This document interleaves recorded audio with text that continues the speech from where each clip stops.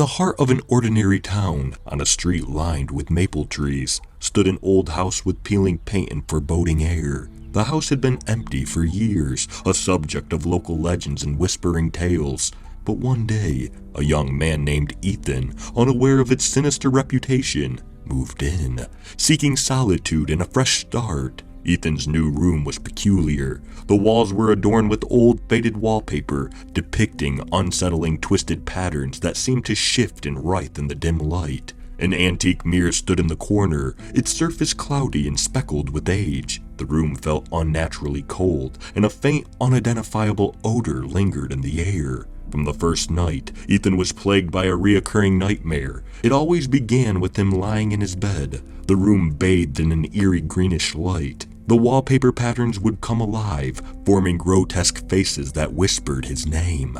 The air would grow colder, and a sense of dread would engulf him. In the dream, he would try to leave the room, but the door would always be locked, trapping him inside with his growing terror. As the nights passed, the nightmares intensified. The whispering faces became more aggressive, their voices louder, more insistent. Ethan began to feel a presence in the room, watching him, waiting.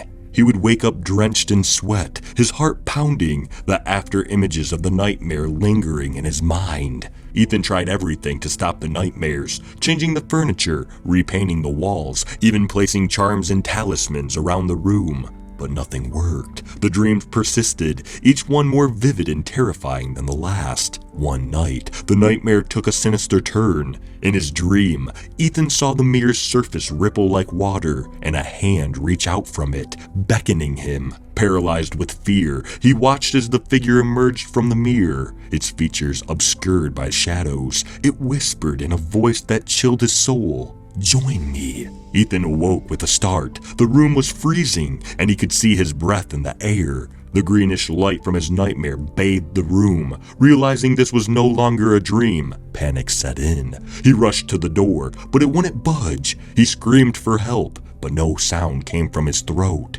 Turning around, he saw the figure from his dream standing near the mirror, its form clearer now. It was a gaunt, tall being with elongated limbs and a face that was a void of darkness. The creature pointed at the mirror, and Ethan, against his will, found himself drawn towards it. As he approached, the mirror's surface rippled again, and he saw scenes of horror within, visions of other victims, their faces twisted in fear, trapped in their own nightmares. The creature spoke in a voice that echoed in the cold room. "You are mine now, forever." Ethan tried to resist, but it was futile. He felt the invisible force pulling him towards the mirror. Just as he was about to be consumed by it, he saw his reflection, or what he thought was his reflection. It wasn't him, but a tormented version, its eyes pleading for release. With a final surge of willpower, Ethan broke free from the creature's grasp and hurled himself against the door. It burst open, and he stumbled out into the hallway, collapsing in exhaustion and fear. When he looked back, the room was normal, the greenish light gone, the mirror just a mirror. But Ethan knew he couldn't stay in that house any longer.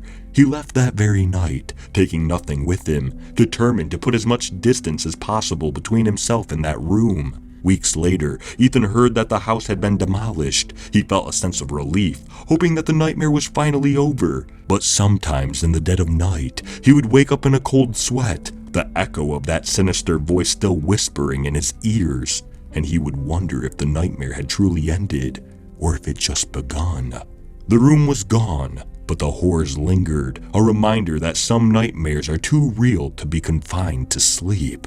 After the demolition of the house, Ethan tried to rebuild his life, but the shadow of his experience in that cursed room lingered. No matter where he went, the chilling memories followed him, haunting his dreams and waking moments. Ethan found himself increasingly isolated, unable to share his experiences for the fear of disbelief and ridicule. His nights were sleepless, filled with a growing sense of dread. The vision of the creature in the twisted mirror invaded his thoughts, leaving him feeling trapped in an endless cycle of fear. Months passed, and Ethan's mental state deteriorated.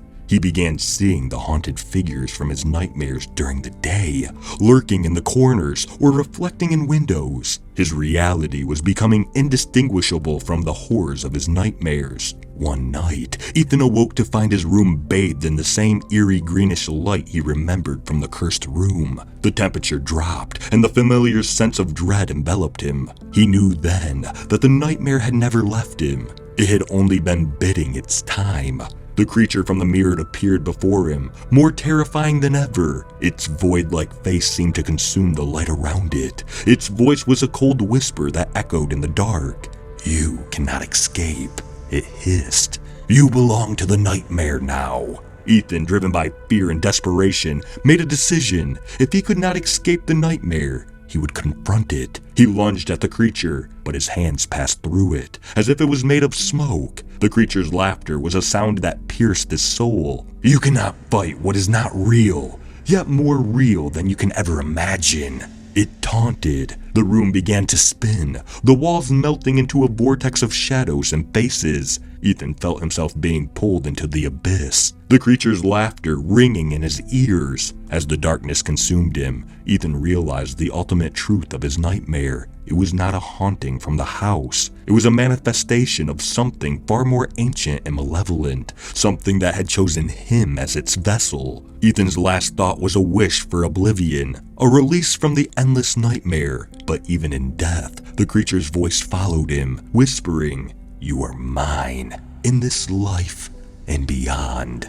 The next morning, Ethan was found lifeless in his room. The cause of death was unclear, but those who found him noted the look of utter terror on his face. The room was cold, and for a moment, they thought they saw a flicker of greenish light in the mirror. Ethan's story became another whispered tale, a chilling reminder of the thin veil between dreams and reality, and of the nightmares that can consume us, even beyond death.